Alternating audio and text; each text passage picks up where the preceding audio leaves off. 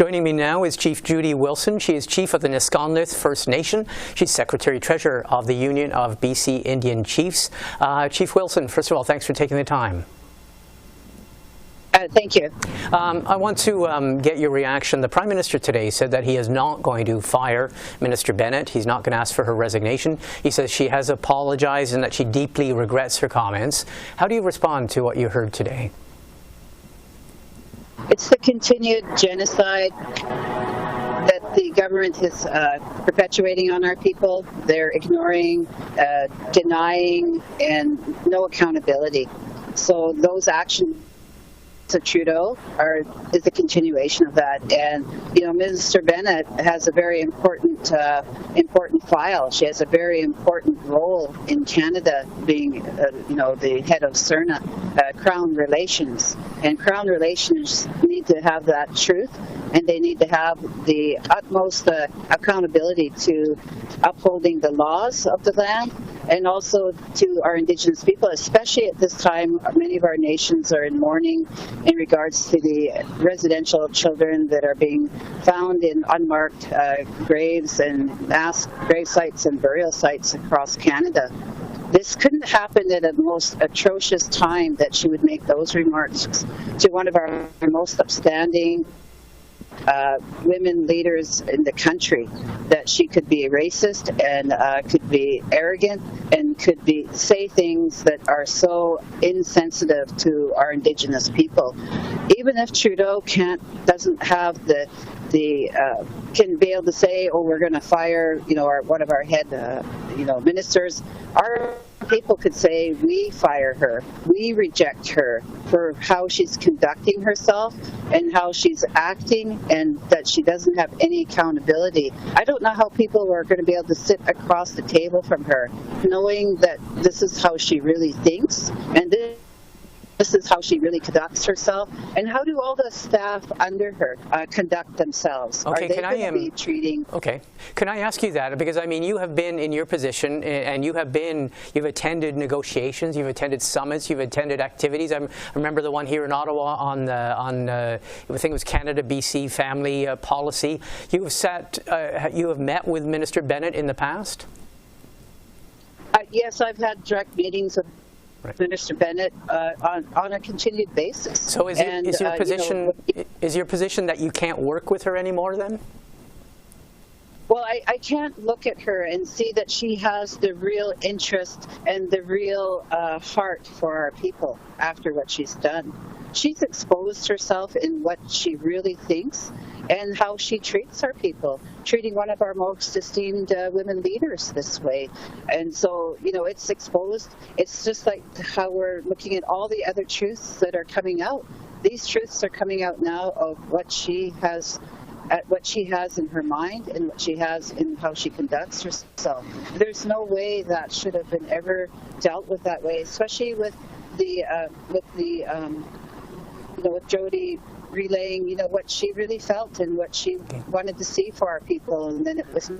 Okay, so I guess my question just is then, I mean, going forward, does this mean that on behalf of the Union of BC Chiefs and your organization and the many chiefs and First Nations it represents, that you will not be dealing with the minister anymore in any of these portfolios? I mean, there's a lot of ongoing things going on. The Union of BC Chiefs, we sent a letter out calling for her resignation. We'll continue to do that. We'll provide updates to our chiefs. At the end of the month, we have a focus meeting on the Carolyn Indian Residential School. And I believe that many chiefs have the same feelings. Like, how could one of our top ministers in Canada be so insensitive and have no accountability at the same time? Trudeau, I believe, is not doing the people justice in this way. He's not, because it wasn't just the comments to Jody Wilson-Raybould. It was about the whole situation that's happening to the residential school, to the survivors, to those children that are still in unmarked burial grounds that need to come home, the mass graves and the burial sites. It's about how our Indigenous people are continued to be treated in this genocide, colonialistic pattern that's continuing in his government. Okay, can I ask you about that then, to widen the issue, because they're with these discoveries, and we won't even call them discoveries, but with the more and more uncovering of these burial sites and more evidence, and the shock and the anger and the reaction to all of this. With regards to residential schools, do you feel there is a groundswell, and do you feel that you'll have any action on getting investigations and possibly even criminal charges laid with regards to the events and with regards to what happened in the residential schools? Because the residential school settlement, as you're aware, over all those years never included criminal investigations, never included criminal responsibility. It included reparations being made and apologies being made. Do you think we are now turning a corner, and do you think you'll see any action from the government on that? The children in the unmarked, mass graves and in the burial sites, the truth is coming out now. And, it can't be stopped. So, Chief Wilson, I guess the last question, though, is do you think we are at a turning point, and do you think we will see criminal investigations and possible charges? Without a doubt, there needs to be the criminal investigations. There needs to be the legal framework set up here in Canada. And there also needs to be the United Nations oversight, because these are mass graves. These are burial sites that are unmarked, and there needs to be the correct investigation so that there can be accountability. Where in the world would you find mass graves of children in the thousands that go unaccounted for? In Canada, we need to do that. We need the support of the citizens to make sure that this is accountable, and we also need the work to set up that legal framework, because there is none, even though the Truth and Reconciliation identified at least 4,100 children in the Missing Children's Report. Canada did nothing about it.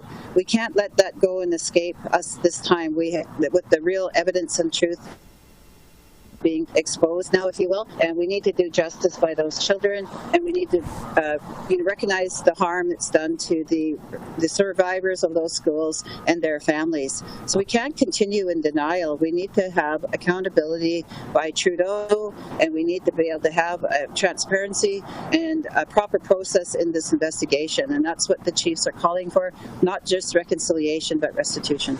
Okay, Chief Judy Wilson, thank you very much for speaking with us. Thank you.